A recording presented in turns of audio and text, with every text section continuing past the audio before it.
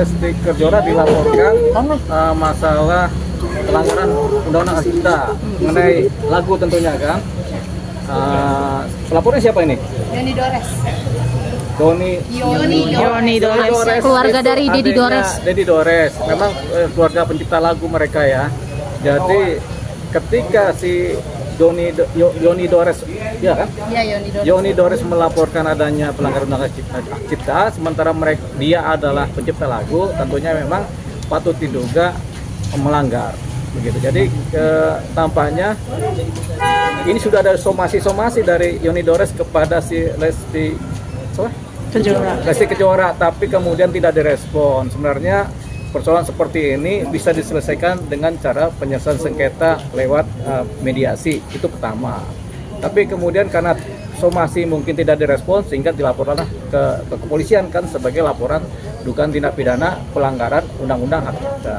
Nah, terhadap lagu di mana si penciptanya kemudian menciptakan lagu itu otomatis secara deklaratif dialah penciptanya. Tapi kemudian ketika ada orang lain menggunakan lagunya, ada satu posisi di mana kalau lagu tersebut dipakai untuk kepentingan komersil, ini yang disebut sebagai tanpa izin ya.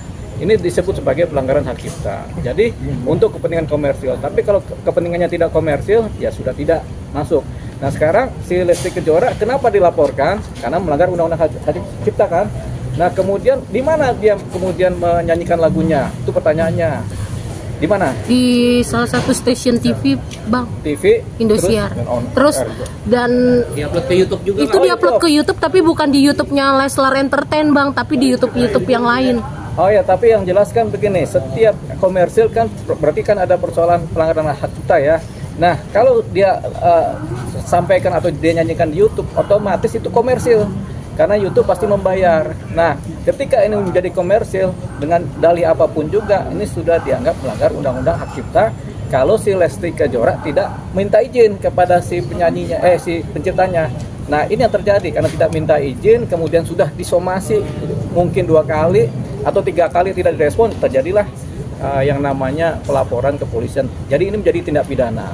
Tindak pidana ini pelanggaran Undang-Undang Hak Cipta ya, Undang-Undang Nomor 28 tahun 2014 kan begitu. Bang, ini kan mengenai kan ini kan nggak diupload di YouTube milik pribadinya Lesti. Iya. Tapi apakah akun yang mengupload itu bisa dilaporkan juga, Bang? Iya kan. Sama-sama si akunnya menjadi terlapor, si Lesti juga penyanyi juga menjadi terlapor juga gitu. Karena komersilnya ada di situ. Ini baru satu ya. Kemudian kalau kemudian dinyanyikan di Indosiar, apakah Indosiar menerima iklan begitu? Kan menerima iklan kan ada komersilnya juga gitu. Nah, sebenarnya Indosiar bisa membayar kepada satu lembaga di mana penciptanya bernaung. Itu mungkin clear. Jadi kalau TV biasanya clear, tapi kalau YouTube ini belum tentu. Tapi YouTube selalu ada komersilnya. Nah ini dia yang dikejar. Jadi ketika dia menyanyikan, entah si Lesti dapat untung atau tidak, tapi kan ini komersil YouTube-nya. Jadi terjeratlah Undang-Undang Hak Cipta. Tapi kan yang komersilin kan bukan Lesti atau pihak krunya Lesti, Bang. Terus secara pun dia nyanyi hanya untuk menghibur gitu. Ya kan ada nyanyi menghibur yang kemudian tidak komersil. Misalnya kita nyanyi di suatu kafe tidak memungut bayaran, tapi kan kafe juga sebenarnya komersial juga. Atau misalnya kita nyanyi di tempat keramaian yang dimana itu tidak ada komersilnya. Nah itu bisa tidak melanggar Undang-Undang Hak Cipta kalau disebutkan nama penciptanya. Lagu ini, ciptaan ini udah dinyanyikan tanpa komersil, itu tidak melanggar. Tapi kemudian kalau kemudian ada nilai komersilnya, ini macam-macam komersilnya. Jadi ketika masuk ke YouTube itu otomatis komersil. Siapa yang menerima itu urusan lain. Tapi secara hukum itu adalah komersil. Makanya kenapa Lesti dilaporkan. Tinggal prosesnya dari komersil ini dia dapat berapa, atau malah nggak dapat sama sekali, atau akun YouTube-nya yang dapat keuntungan, sama aja hasilnya. Jadi dia bisa menjadi turut serta melakukan juga. Jadi siapa yang menerima komersil dialah kemudian yang bertanggung jawab. Tapi kan ini kan lagi ramai juga yang emang soal ini sedang ramai nih Bang. Jangan karena kan rancu nih Bang antara lisensi sama undang-undang sendiri Bang gitu Bang. Nah itu mungkin sama undang-undang. Ya. Jadi begini, ada 2 undang-undang yang rancu itu Bang. Enggak, sebenarnya undang-undang Hak Cipta itu cuma satu ya. Jadi Undang-Undang Nomor 28 tahun 2014. Di situ setiap ciptaan lagu, seni, apalagi itu pengetahuan segala macam, terus sastra, kemudian itu diatur oleh undang-undang hak cipta. Nah kemudian apa sih yang disebut melanggar hak cipta? Itu ketika misalnya lagu dinyanyikan tanpa izin oleh si penciptanya, kemudian dalam posisi komersil, dikomersilkan, nah itu melanggar undang-undang hak cipta. Tapi kalau kita nyanyi tidak komersil, kemudian kita menyebutkan nama penciptanya, itu tidak melanggar. Jadi ada aturan-aturan yang lebih detail mengenai ini. Tapi kemudian ada juga yang sebut sebagai pakai license, direct license, atau kemudian pakai satu kelompok. Ini namanya kelompok, misalnya kelompok pencipta lagu.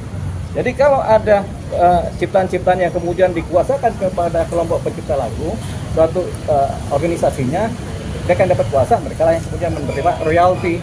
Jadi kalau di kafe-kafe, kemudian di mall-mall ada lagu-lagu yang dinyanyikan, mereka bayar kepada kelompok pencipta lagu ini. Kemudian royalti ini yang dibagi-bagi kepada para pencipta lagu. Dengan catatan ada terdaftar di sini pencipta lagu, biasanya ada.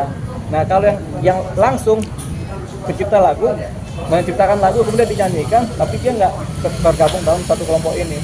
Jadi dia adalah subjek hukum sendiri pribadi.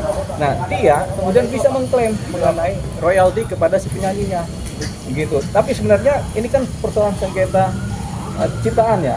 Yang sengketa ciptaan ini bisa dilakukan dengan cara si pencipta langsung melalui teguran dulu atau melalui permintaan ketemu. Biasanya begitu. Nah ini artinya sudah dijalankan. Kalau sudah dijalankan sampai 2, 3, 4 kali termasuk somasi juga, kemudian si penyanyinya juga cuek aja, barulah terjadinya LP, laporan pidana. Gitu. Jadi laporan pidana tentang ciptaan lagu tidak serta-merta, tapi harus didahului dengan somasi-somasi atau permohonan untuk ketemu, penyelesaian secara dua pihak, mediasi itu. Tapi kalau itu kemudian tidak dijalankan, terjadilah laporan. Jadi laporan ini baru bisa diterima kalau itu sudah kemudian buntu atau malah tidak direspon. Tampaknya ketika laporannya terjadi, Lesti Kejora tidak merespon permintaan-permintaan dari si pencipta lagu ini. Pasti ada somasi atau teguran atau surat menyurat yang kemudian tidak direspon. Hukum apa sih bang yang akan diterima nanti oleh Lesti kalau Lesti tidak? Nah ini kalau undang-undang hak cipta itu terkait lagu, ancaman pidana dan atau dendanya 1 miliar, pidananya 4 tahun maksimal. Jadi itu dia, dan atau. Jadi kalau pidana atau denda aja, atau pidana aja, atau pidana dan denda, itu ancaman hukumannya biasanya 4 tahun dan dendanya kurang lebih 1 miliar. Terhadap lagu jadi itu. Bang, bagaimana seharusnya mekanisme perizinan itu sebelum sebuah lagu dibawakan ke acara televisi? Sebenarnya gampang aja, asalkan ada penciptanya sudah ketahuan, tinggal dikontak via WA, via telepon. Bang, atau Pak Pencipta, kami akan membuat menyanyikan lagu Anda, silakan. Kalau disilakan, oke, yang penting komunikasi dulu. Jadi sebelum melakukan konser atau apa, izin dulu sama si pencipta lagu. Kalau pencipta lagu nggak ada, ahli warisnya atau siapa yang diberikan kuasa ciptaan ini, kan gitu. Itu sebenarnya gampang, itu mudah kok itu. Asal ada, kan selalu ada nama penciptanya kan, itu kan bisa dikejar siapa ini. Jadi apalagi kalau lembaga-lembaga kayak televisi atau lembaga-lembaga konser atau event-event organisasi, mereka udah ngerti itu. Ada penciptanya selalu. Nah, kalau kemudian mereka mengadakan pertunjukan pentas yang tidak komersil, misalnya pentas anak-anak di lapangan gratis atau di lapangan gratis, anak-anak ayo datang semua, mereka nyanyi, mereka nggak akan kena pelanggaran hak cipta kalau mereka bilang saya nyanyikan lagu ini, penciptanya adalah ini, udah cukup begitu. Disampaikan tanpa komersil, artinya tidak ada 1 rupiah pun uang diterima dari nyanyinya itu, sehingga ini kemudian dianggap tidak melanggar undang-undang cipta. Bang, ini kan hak ciptanya rame-ramenya kan baru-baru sekarang ini kan. Nah terus si Lesti ini posisi yang dilaporkan saat nyanyi itu posisi dia saat belum berhijab, itu gimana bang, masih tetap bisa diperkarakan? Ya, ini kan karena namanya kadaluarsa kan 12 tahun pada umumnya kan, termasuk juga persoalan ciptaan ini gitu. Jadi ya 2017 sekarang 2025 kan masih 8 tahun kan. Nah, jadi apalagi ini kan jalan terus, ada upload terus setiap hari. Jadi dianggapnya berlaku, sekarang juga masih tampil kan, YouTube-nya kan masih ada sekarang. Nah itulah disebut pelanggaran di sini. YouTube-nya masih ada, tapi yang ngupload kan bukan YouTube mereka gitu, nyanyi, tapi orang lain. Memang yang nyanyi Lestinya. Ya. Waktu si Lesti nyanyi ada izin nggak sama penciptanya? Nah itu nggak tahu orang kalau TV-nya nggak ada, kan. dia jadi komersil, jadi terus serta mereka berdua, jadi ya jadi kompanion kan. Nah kalau begitu sebenarnya ada satu cara lagi, sebenarnya Lesti datanglah kepada penciptanya sebelum masuk ke posisi pidana sepenuhnya, berdamai. Bang, berarti bisa dibilang Lesti salahnya sepenuhnya atau tidak salah sepenuhnya, Bang? Ya tergantung hasil penyidikan dari kepolisian. Tapi sebenarnya rasanya ini udah pasti disomasi nih, sudah pasti dikasih tahu ke Lesti ini ada begini-begini, pasti pencipta itu udah pasti begitu. Karena syaratnya itu dulu, syaratnya ada teguran, pemberitahuan, teguran sama somasi, itu syaratnya untuk supaya jadi LP kan. Kalau itu kemudian dilewati nggak ada respon oleh si Lesti, barulah jadi LP. Nah kalau sudah jadi LP sekarang berarti itu sudah dilewati. Jadi sudah nasibnya Lesti karena tidak merespon teguran-teguran yang ada.